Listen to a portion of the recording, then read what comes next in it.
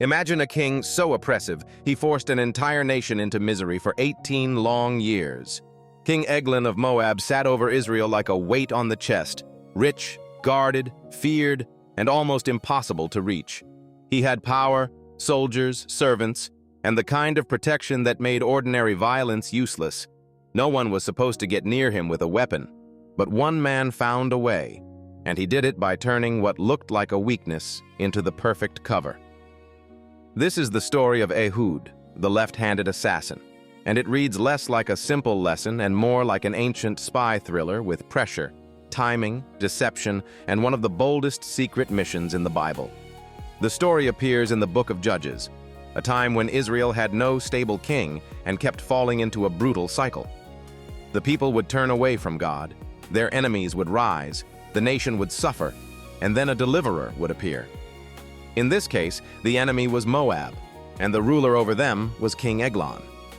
The Bible says that Eglon had taken control with help from the Ammonites and Amalekites, and together they struck Israel and seized the city of palms, usually understood to mean the Jericho area. For 18 years, Israel paid the price of defeat. That did not just mean wounded pride, it meant tribute, forced submission, economic pressure, and living every day under foreign power. That tribute matters, because tribute gave Ehud his opening. In the ancient world, bringing tribute to a king was not a casual errand. It was a controlled political event. Men approaching a ruler would be watched, checked, and kept under the eyes of guards who knew exactly where danger usually came from. Most fighters were right-handed, so a sword or dagger would normally hang where the right hand could draw it fast, usually on the left side of the body. If guards wanted to find a hidden weapon, that was the obvious place to search first. Their habits were built around what was normal. Their whole security system depended on expectation. Then the story introduces Ehud, son of Gera, a Benjamite. And the detail sounds small until you realize it changes everything. The text says he was left-handed. More exactly, the Hebrew points to his right hand being restricted or limited, which may mean he was naturally left-handed or that his right hand was somehow impaired. Either way, in a world designed for right-handed action, he did not fit the expected pattern. What some people might have treated as a limitation became his advantage. He understood that everyone around him would read his body the wrong way. They would search where a normal threat would hide a blade. They would not imagine that the danger was strapped to the opposite thigh. So Ehud made a weapon for one purpose only. The Bible says it was a double-edged sword about a cubit in length, which was roughly 18 inches. This was not a battlefield sword meant for open combat. It was short, direct, and designed for close range, the kind of blade made for one fast attack in a small room. He strapped it to his right thigh under his clothes. That single decision is the heart of the whole mission. Before a word is spoken, before the king is touched, Ehud has already beaten the security system with psychology. He has hidden the weapon in the one place nobody is trained to fear. Ehud then carried the tribute to Eglon, king of Moab. The meeting probably looked ordinary on the surface, and that is what made it brilliant. He did not storm a gate. He did not raise suspicion. He came as a servant under control, as part of a political duty Israel had been forced to perform. The Bible also tells us that Eglon was very fat. That detail is not there to invite cheap laughter. It helps us picture the king as a man of excess, comfort, appetite, and unchecked power. He consumed while Israel paid. He grew large while his subjects grew weaker. Even the physical image supports the political truth. Eglon is not just a man in this story. He is oppression made visible. After delivering the tribute, Ehud appears to leave with the others. That would have been the expected end of the meeting. But somewhere near the carved stones or idols mentioned in the text, he turns back alone. This is the moment where nerve matters more than the dagger. Plenty of people can imagine a plan in secret. Very few can walk back toward danger after already reaching safety. Ehud returns to the king and says, "I have a secret message for you, O king." It is a perfect line because it works on two levels at once. Politically, it sounds like hidden intelligence, maybe sensitive news, maybe private information that should not be heard by anyone else. Spiritually, it carries an irony the king does not see, because the message is not merely spoken. The message is judgment. Eglon takes the bait. He tells those around him to be silent. and eventually he is alone with Ehud in his cool upper room. The setting matters because isolation is everything. The elite guards, the walls, the royal status, all of it disappears the moment the king dismisses his own protection. That is the strange power of confidence. Eglon thinks he controls the room because he is the king. Ehud knows he controls the room because he understands the king's assumptions. The ruler believes danger looks a certain way. He believes a threat would arrive loudly, openly, or from the hand he expects. He never imagines that the man standing calmly before him has already solved every layer of his defense. Then the strike comes fast. Ehud reaches with his left hand, draws the dagger from his right thigh, and drives it into the king's belly.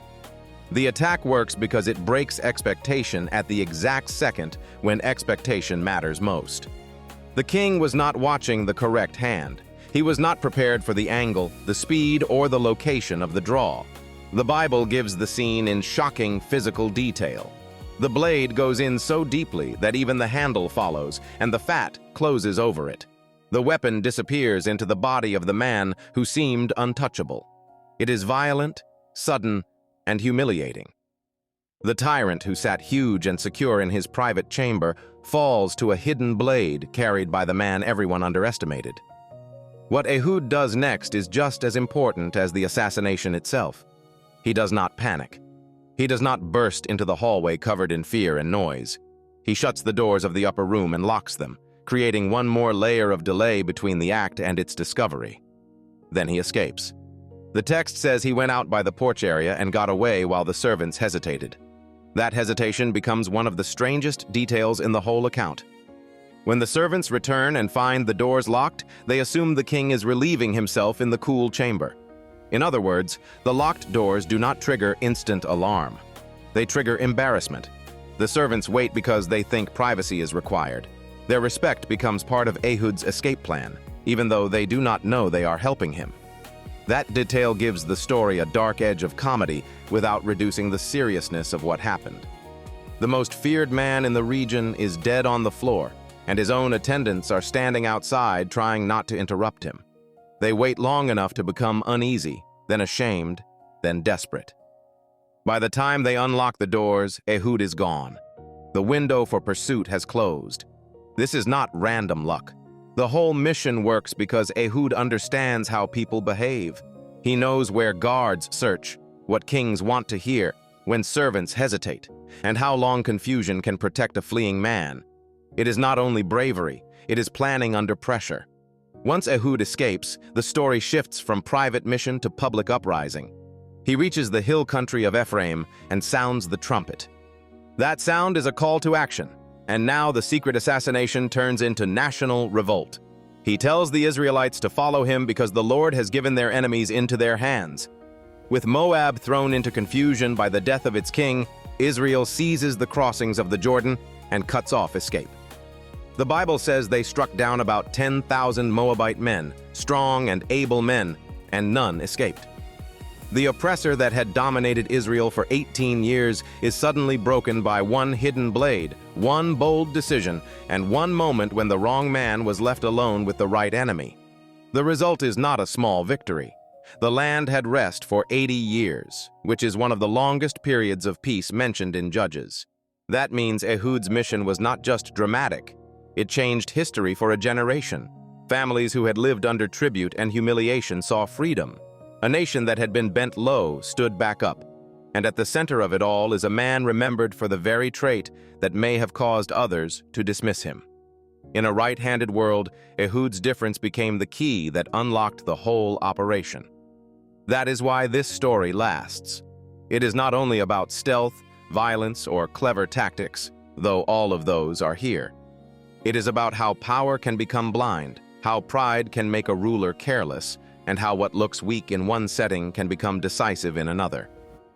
Ehud did not win by matching Eglon in size, wealth, or status. He won by seeing what no one else saw and using what no one else valued.